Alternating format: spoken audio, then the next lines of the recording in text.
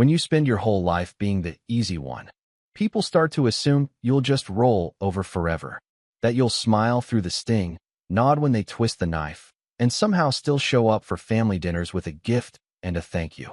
That was me for most of my life. The dependable one. The peacemaker.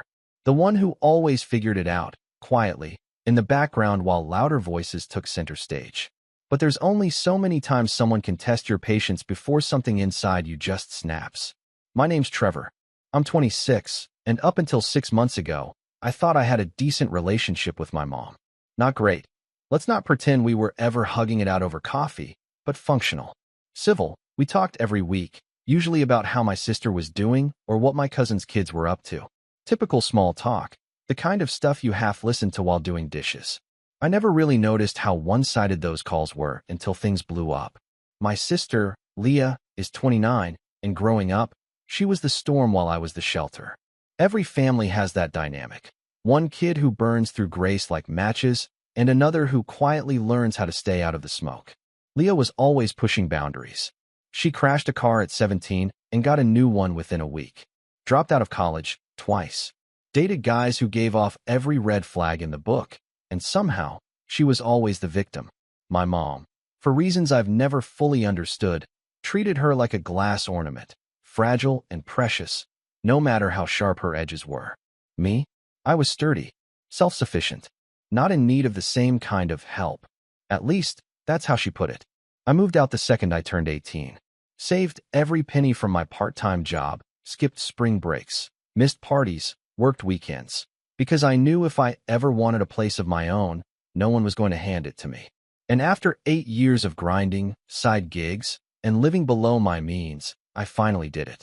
I bought a small, slightly run-down apartment in a not-so-fancy but quiet part of town. It wasn't much, but it was mine. The walls were a dull yellow, the floor creaked near the bathroom, and the kitchen cabinets had handles that fell off if you pulled too hard. But the place had potential. More than that, it had meaning. I spent every weekend for the next 3 months fixing it up. Painted the walls a soft gray blue I'd fallen in love with on a home design blog. Replaced the cracked tiles in the kitchen myself after watching way too many YouTube tutorials. Even installed a floating shelf system in the living room to display a few books and plants. I didn't have a lot, but every single thing in that space had a story behind it. The couch? Picked it up off Craigslist for a steal, reupholstered it with my friend Emma over 3 pizza-fueled weekends. The TV stand? My old desk, repurposed and painted matte black. It was my first real home, and I poured myself into every square inch. My mom came by once, during the renovations. She stood in the middle of the living room while I explained how I'd patched the drywall myself and nodded slowly, distracted. Her eyes drifted from the unfinished baseboards to the ceiling fan I hadn't installed yet. Then she said, "Leah's going through a rough patch, you know. She might need a place to crash soon." I blinked at her, holding a screwdriver in one hand and a dripping paintbrush in the other. "I'm sure she'll figure something out," I said, not thinking much of it. Leah always needed something, and somehow, someone always swooped in to save her. But there was something in the way my mom looked at me then, like I was just holding on to something she hadn't quite decided I deserved yet. I brushed it off. Just another offhand Leah comment in a sea of Leah comments. At that point, I trained myself not to react. It was easier that way. I didn't want to start a fight, especially not while I was finally building something of my own. A few weeks later, I finally moved in. I slept on that Craigslist couch the first night because my bed hadn't arrived yet, and I didn't even care. I just remember lying there, looking up at the freshly painted ceiling and feeling something I hadn't felt in a long time. Peace. Like I'd finally stepped out of someone else's shadow and into my own life. For the first time, I didn't owe anyone anything. No roommates. No landlords. No noise. Just me and my little apartment. I didn't even tell most of my extended family. I wasn't trying to flex. I just wanted to enjoy it quietly. My mom knew, of course. She even came by once or twice after I moved in, always with a slight edge of surprise in her voice. "It's really cozy," she'd say, running her fingers over the wood countertop I spent 2 weekends staining. Then she'd immediately pivot into some drama about Leah's latest breakup or car trouble. I'd nod, offer generic support, and try to change the subject. I should have known something was off when she started asking about my work schedule. "Do you work late on Thursdays?" she'd ask during one of our weekend calls. Or, are you still going to that gym across town? What time do you usually leave? It was weird, but again, I brushed it off. Maybe she was just trying to make conversation. Then, one Friday night, after a long day at work, I came home to find my key didn't work. At first, I thought I'd grabbed the wrong one.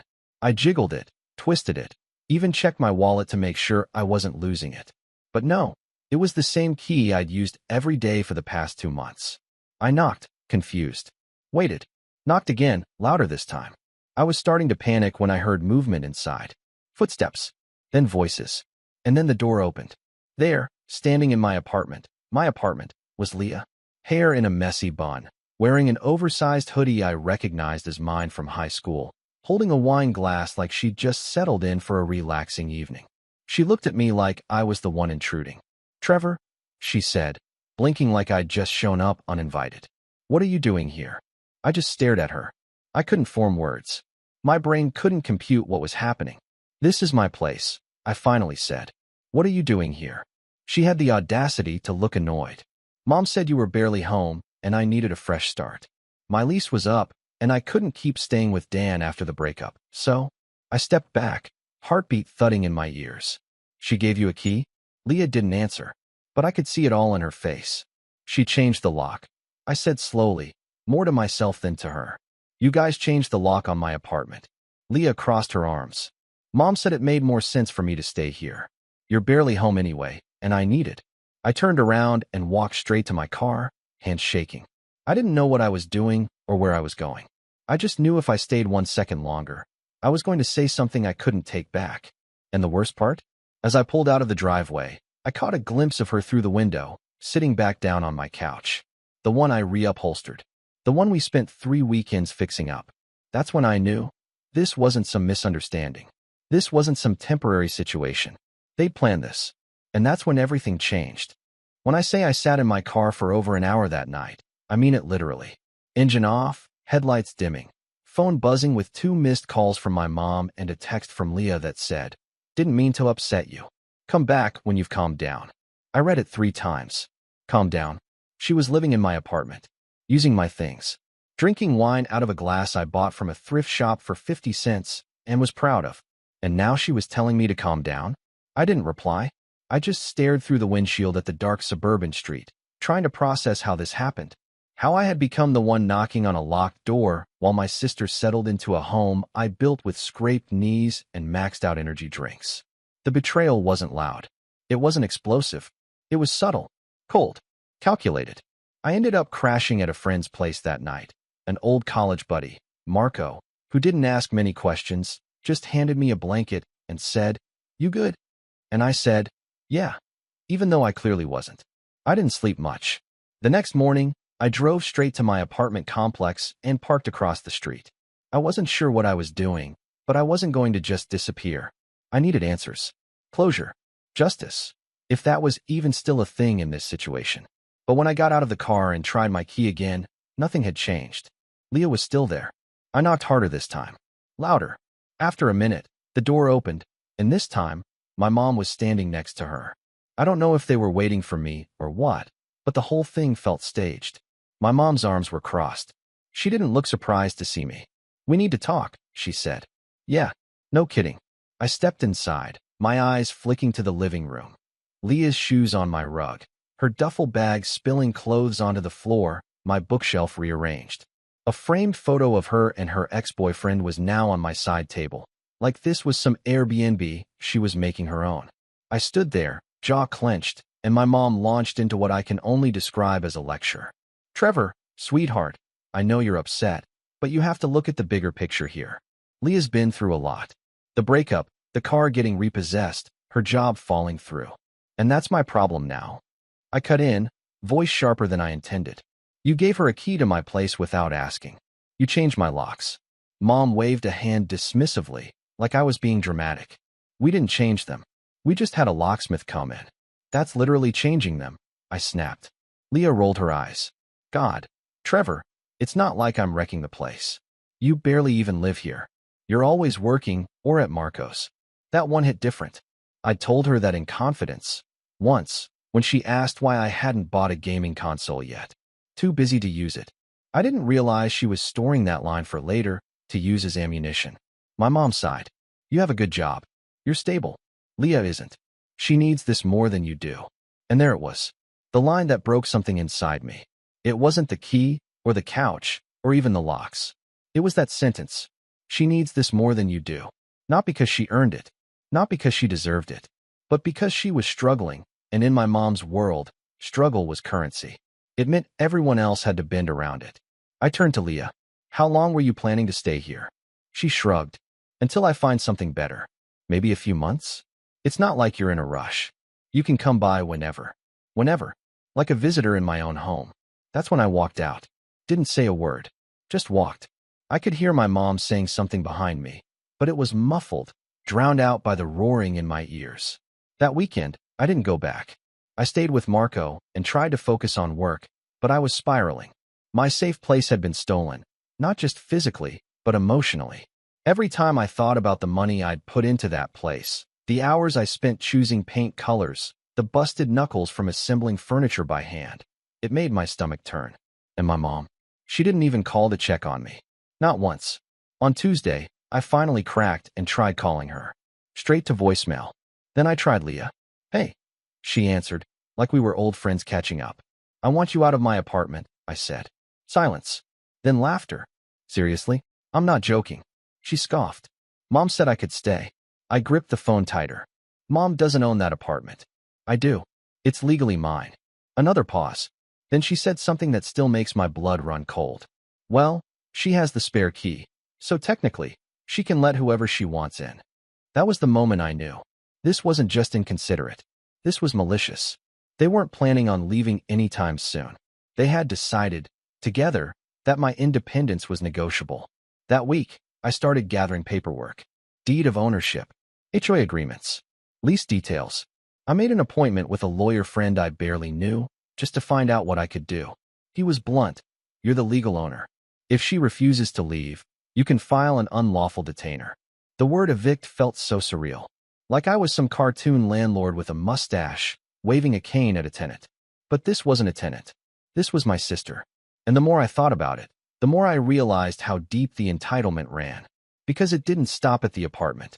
A few days later, I stopped by to grab some of my stuff, a box of tools I'd left in the hall closet. I knocked first, out of some leftover sense of courtesy. Leah answered the door, barely looking up from her phone. What now? She muttered. I stepped inside and saw the damage. My succulents, dead. The shelf I installed, half collapsed, overloaded with junk. The walls scuffed, the place smelling like some weird combo of vanilla body spray and takeout. My home looked like a dorm room after finals week. I didn't even ask. I just walked past her and opened the closet. Hey, she snapped. You can't just barge in here like that. I turned, stunned. Barge in? This is my apartment. Her eyes narrowed. Not when I'm living in it. That was the last straw. I pulled out my phone, opened the voice memo app, and hit record. This is Trevor Barnes. I am the legal owner of this apartment. My sister Leah has refused to leave and has changed the locks without my consent. Are you recording me? She shrieked. Yep, I said. You'll be hearing from a lawyer. I left without another word. 2 days later, I emailed my mom. Not a call. Not a text. An email. Formal, cold, professional. Effective immediately, Leah is no longer permitted to remain in my apartment. Any refusal to vacate will result in legal action. I have spoken to an attorney and will be filing a complaint if necessary. If she has any personal belongings she wishes to collect, she may do so within 48 hours, under supervision. No response.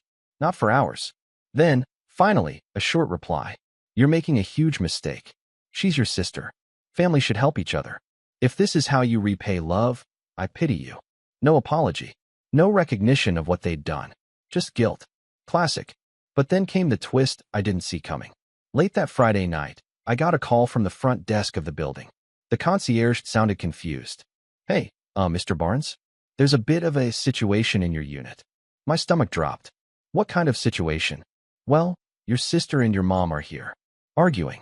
Loudly. Security had to go up. They're fighting over furniture. I didn't even grab my jacket. I just bolted. By the time I arrived, there were 3 people standing in the hallway outside my apartment. The building manager, a security guard, and my mom. arms flailing, voice raised, red in the face.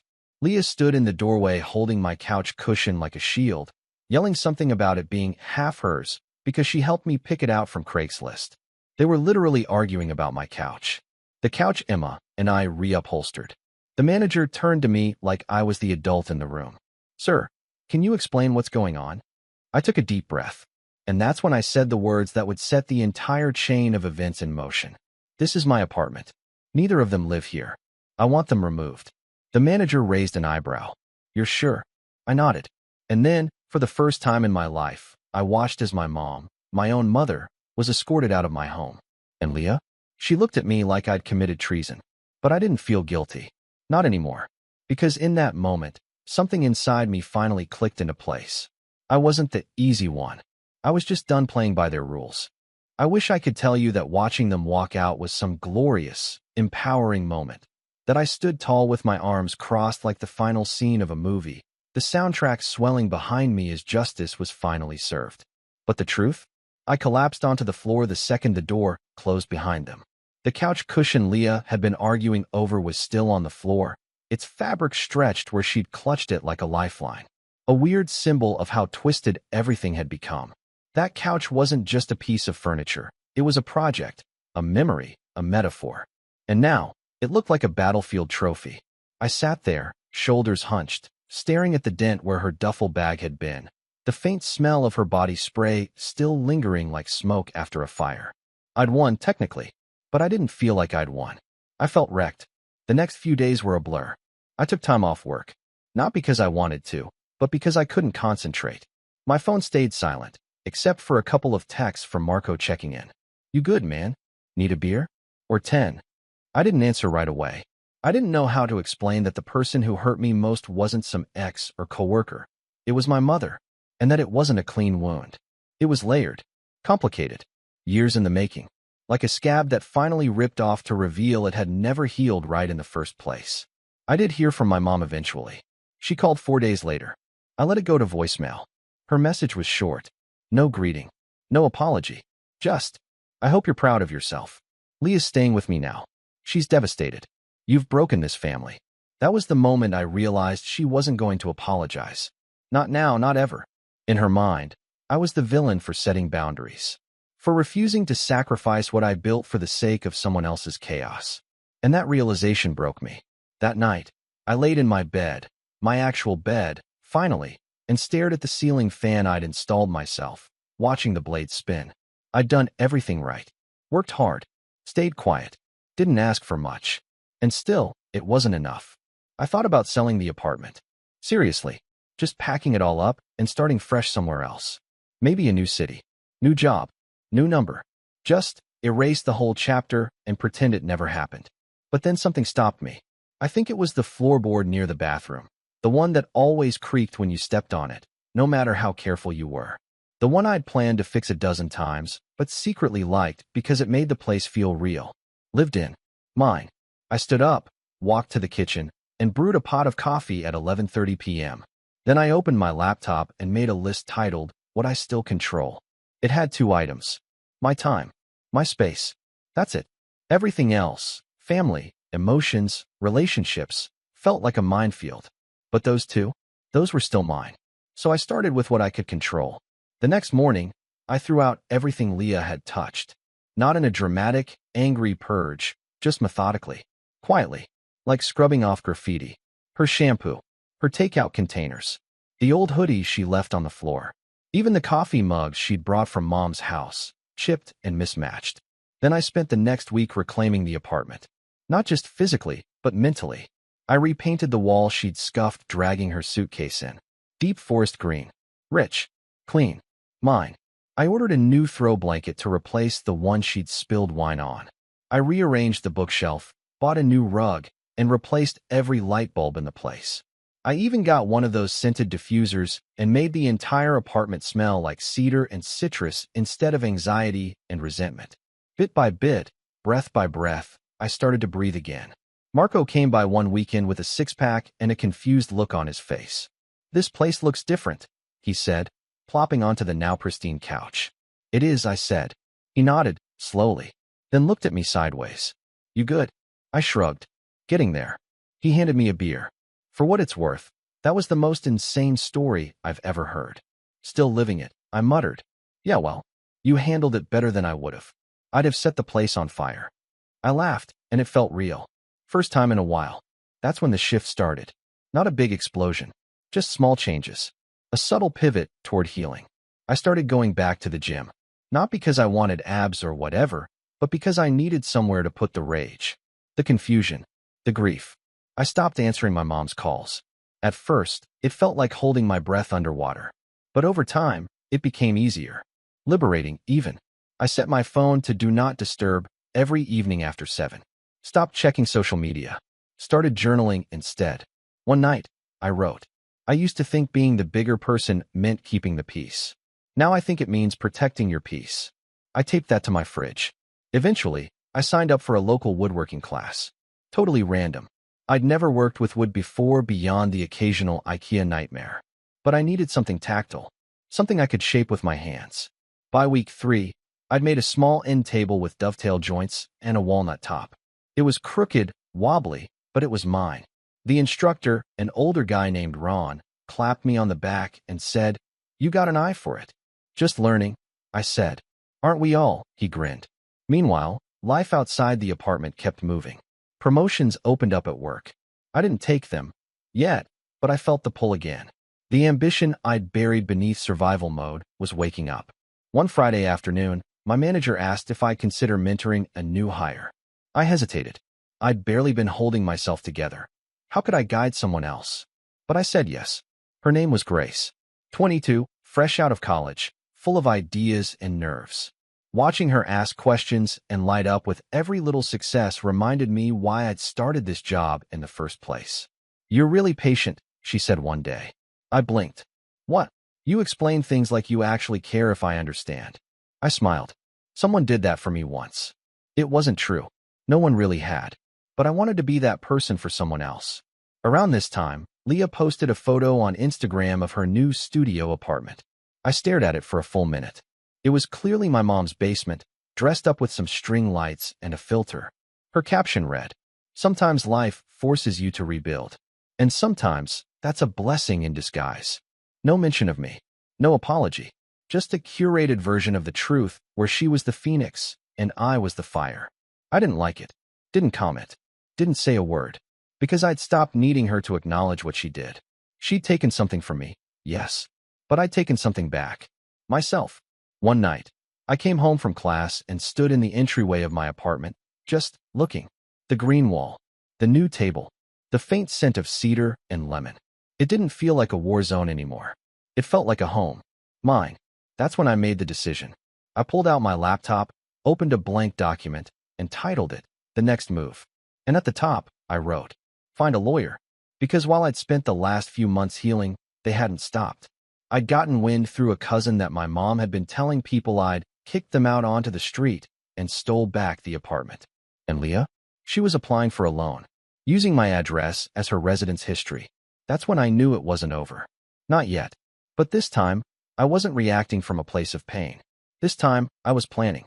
And I was ready. It's strange how clarity arrives.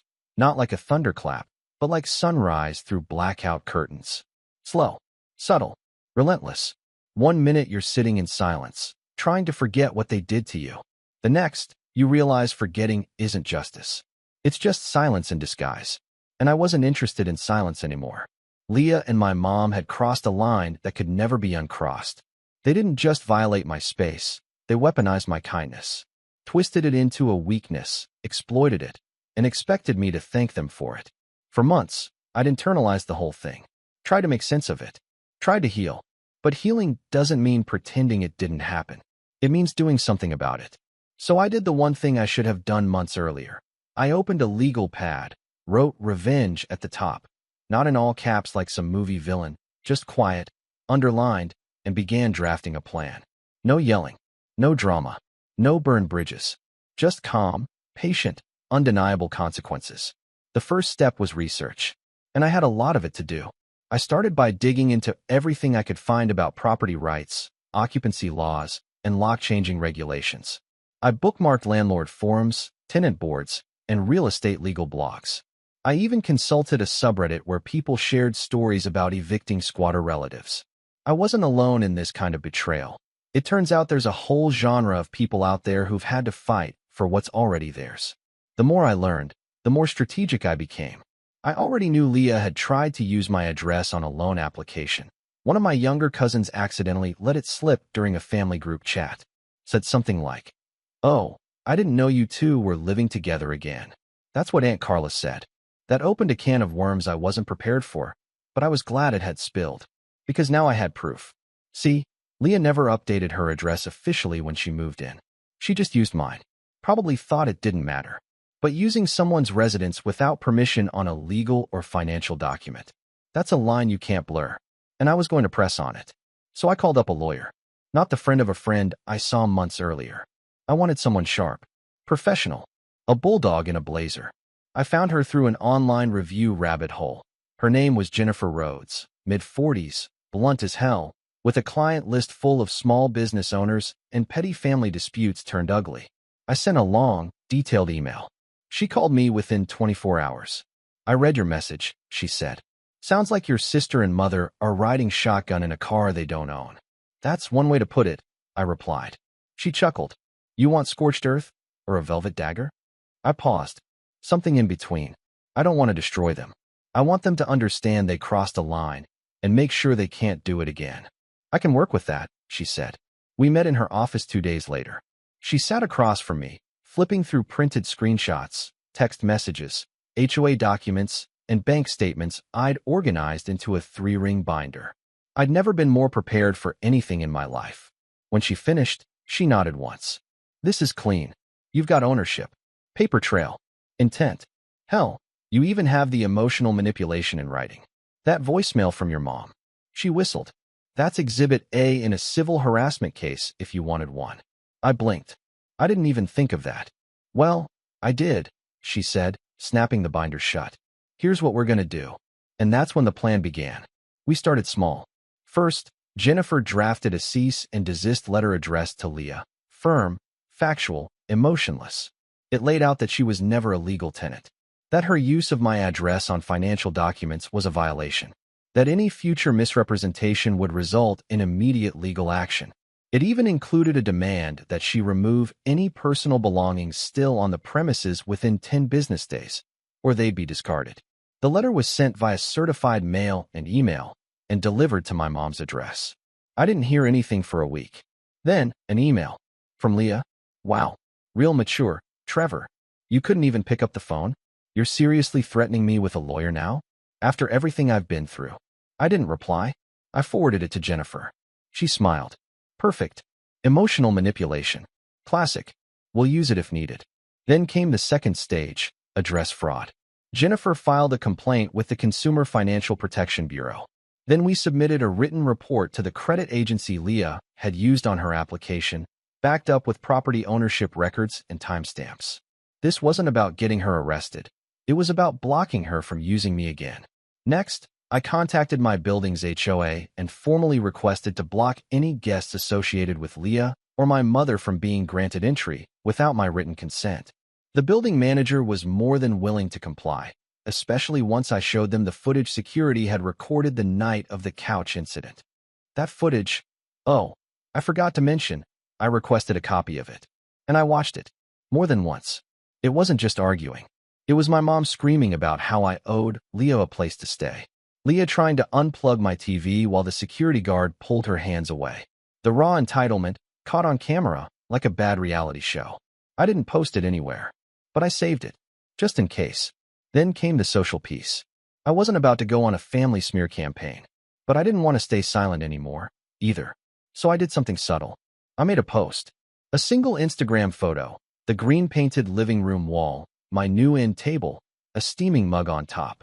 Captioned, "Rebuilding means reclaiming. Brick by brick." No drama, no names. But everyone knew what it meant. And that, apparently, burned. Because within 24 hours, I got a text from my mom. "Trevor, that post was petty and unnecessary. You're making us look bad." I stared at the screen for a full minute. Then typed back, "I don't have to make you look bad. You did that yourself." She didn't reply, and I didn't need her to. Around this time, I started gathering allies. Quiet ones. Cousins who'd always whispered about the favoritism, but never said it out loud. A family friend who admitted she'd seen the cracks years ago, but didn't want to get involved. People began reaching out. Hey, man, I didn't realize it was that bad. I always wondered why Leah got away with so much. My mom said your mom's been telling everyone you kicked Leah out with no warning. That true, and for the first time, I didn't deflect. I told the truth. Yes, she stole my key, took over my home, changed the locks. My mom helped her. I gave them weeks to leave. They refused. So I had to escalate. People went quiet after that, but they stopped calling me the villain. Meanwhile, Jennifer helped me draft a letter to my mortgage company, ensuring they added a flag to prevent any co-signing or inquiries under my name. We added a fraud alert to my credit. I locked down everything, because this wasn't just about revenge anymore. It was about protecting what I'd built. And once I was certain every legal door had been closed to them, I waited, because I knew something was coming. Something big. And when it came, I'd be ready. It didn't come all at once. That's the thing about real consequences. They don't usually show up with a dramatic soundtrack or a viral video. They creep in like fog. Silent. Inevitable. It started with a knock at my door. I opened it to find a courier holding an envelope with my name neatly printed on the front. Inside was a letter from Jennifer, my lawyer, with a note clipped to the top. Thought you'd want a hard copy of this. Enjoy. The letter itself? An official notice from one of the credit bureaus confirming that a fraudulent address had been removed from an active loan application and the applicant had been notified. The phrasing was dry, bureaucratic, but the weight behind it? That was the first domino. A few days later, I heard from my cousin Melissa. She's one of the few relatives I still trusted, smart, observant, a little too quiet at family events. She sent me a message that simply read, Leah's loan got denied. Big scene at Aunt Carla's house. She's blaming you. I stared at the message for a long time before replying. I didn't take anything from her. I just stopped giving. Because that's what it had always been. Giving. And giving. And giving. Until I had nothing left. It wasn't just the loan either.